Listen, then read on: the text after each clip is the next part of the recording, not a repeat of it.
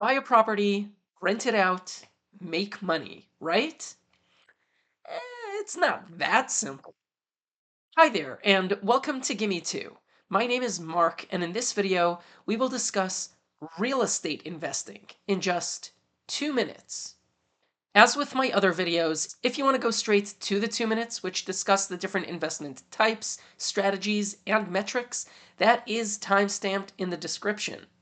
But if you stick around for a couple of minutes before that, I discuss how real estate generates wealth, what drives property values, and why it's become such a popular investment that might be worth sticking around for.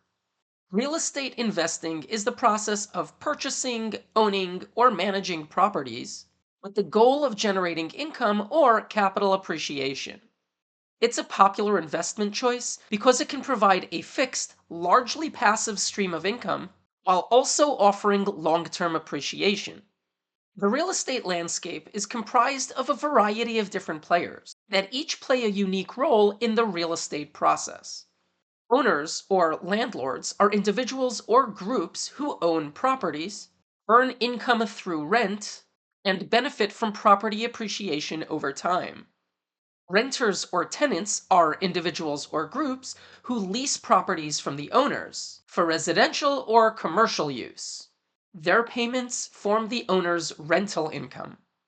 Brokers are professionals who facilitate property transactions by connecting buyers and sellers or landlords and tenants, earning commissions on successful deals.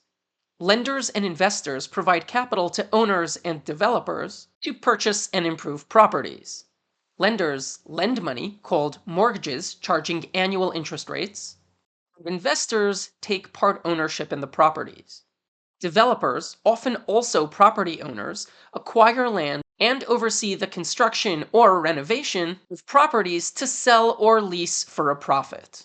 Property managers are hired by the owners to handle the day-to-day property operations, such as collecting rent, addressing tenant concerns, and simply maintaining the property. Service providers, like contractors, plumbers, electricians, and other skilled professionals, ensure that properties are well maintained and operational. Their services support the physical upkeep and compliance of the property. Real estate generates wealth in three main ways. First, rental income offers a steady and predictable stream of cash flow from the tenant to the landlord, often more stable than returns seen in other investments. Second, property values tend to increase over time, creating long-term capital gains through appreciation. Finally, as investors pay down their mortgages, they build equity in the property, boosting their net worth. Several factors influence real estate values. Number one, location, location, location. Proximity to amenities, schools, jobs, and transportation often drives demand, and therefore pricing. The more attractive the location, the higher the value. Second is market conditions. This includes supply and demand dynamics, interest rates, and general economic trends. The condition of the property also plays a role in its value. Renovations, repairs, and upgrades can enhance the property value and rental appeal. Real estate investing certainly comes with its risks. Market fluctuations or economic downturns can reduce property values and rental demand. High upfront costs, including down payments, closing fees, and ongoing costs like maintenance and general operating costs, also pose challenges and can be significant barriers. Tenant-related issues like non-payment of rent, property damage, or unit vacancies are also risks that investors must consider. Compared to other investments, real estate offers several key advantages. One is predictability.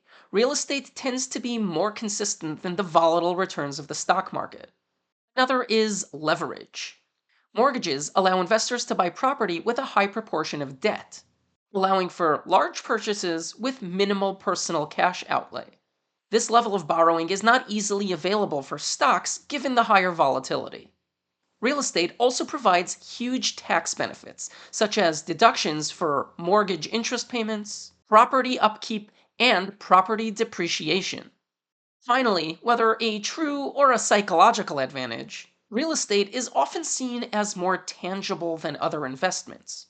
While stocks and bonds exist on paper or screens, real estate is physical. You can see the properties and the tenants. Now that we've discussed some of the foundations of real estate, let's talk about some of the investment types, strategies, and metrics in the 2 minutes.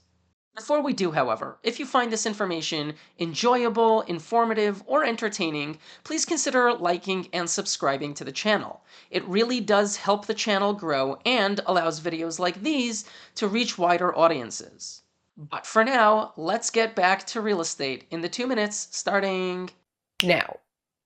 Real estate investing is often categorized into residential, where tenants use the properties as homes, and includes single and multifamily properties; commercial, where tenants use properties for business uses, like office buildings, retail, or hotels, with subsets like industrial, agriculture, or healthcare facilities; undeveloped land, which can be transformed into either residential or commercial; and mixed use, which combines residential and commercial spaces.